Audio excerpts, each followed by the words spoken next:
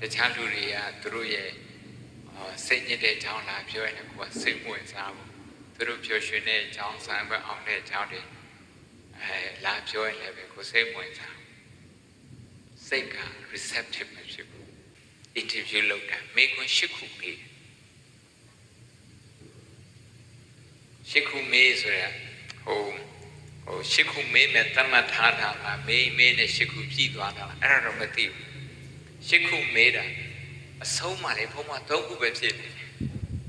တဝက်တော့မရဘူးအမှန်အနေနဲ့ဆိုရင်50တော့မရဘူး100ဆိုရင်50ဒါပေမဲ့ဟိုလက်ခံအောက်ဆက်တဲ့ကဘုံလက်ခံ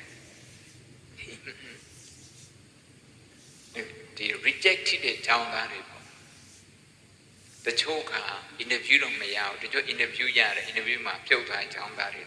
ပြန်ပြီးတော့တွေ့တယ်နောက်ပိုင်းကျတော့ conference international conference သွားတဲ့ခါကျတော့သူတို့နဲ့တွေ့တဲ့ခါမှာသူတို့ဟာရှင်ပြန် also winner ဆိုတော့သူတို့ကအထင်ကြီးတယ်သူတို့ရဲ့portfolio သူတို့ရဲ့ CV ကိုကြည့်နေသူတို့အရန်စားတော့တချို့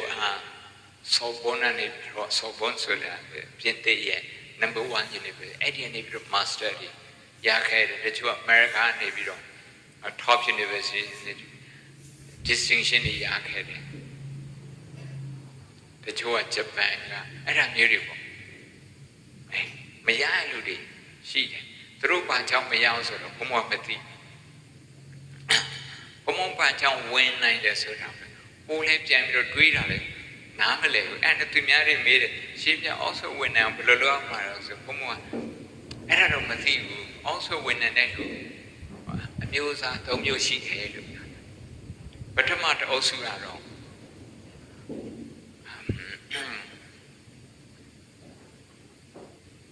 ကျောင်းသားဟောင်းတထေးတွေရဲ့သားသမီးတွေပေါ့အဲ့ဒီကနေပြီးတော့ကျောင်းပြီးလာတဲ့ကျောင်းသားကျောင်းသူတွေသူတထေးတွေဖြစ်တယ်မဟုတ်ရင်ဝင်ကြီးတွေဖြစ်တယ်သူတို့ကလေးမွေးကြရလေမွေးပြီးတော့2ရက်3ရက်သူတို့လှမ်းပြီးတော့ booking လုပ်တာလေဝင်ကြီးတို့စင်ကာပူဝင်ကြီးတို့လီခွန်ယူဆိုရင်သူရောသူစနေရော Cambridge ကနေပြီးတယ်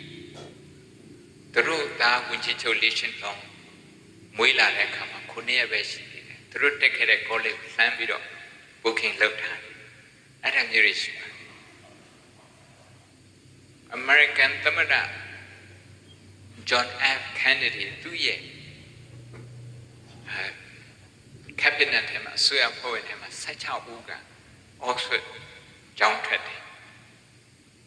သူတို့တွေလည်းဒီတိုင်းပဲနော်သားသမီးတွေဆက်ပြီးတော့ပို့တာ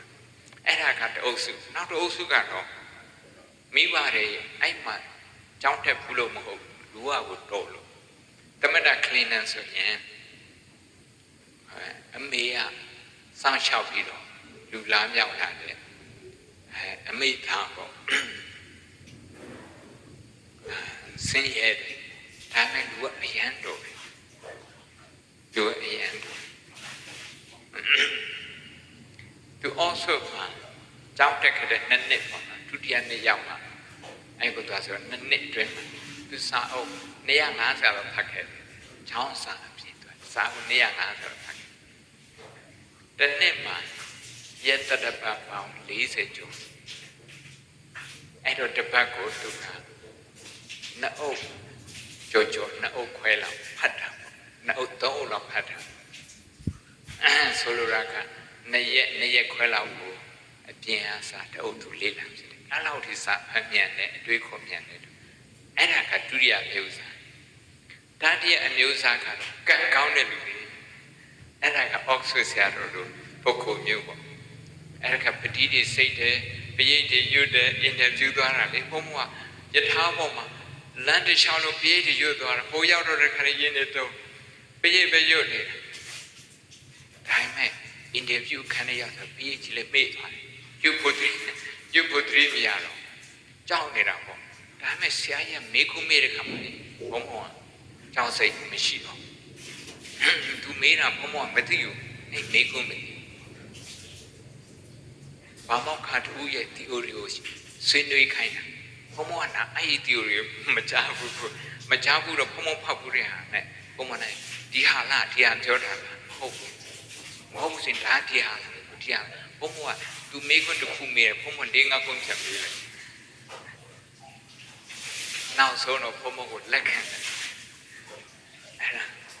အဖြေရှိလို့မဟုတ်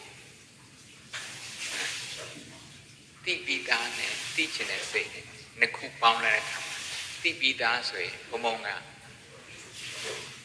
တရားမှာ40လောက်ပဲရတယ်အမက50ကြာတိချင်တဲ့စိတ်နဲ့ပတ်သက်ပြီးတော့ရည်သွေးစစ်တဲ့အခါမှာတော့သူက30ပေးတာလေ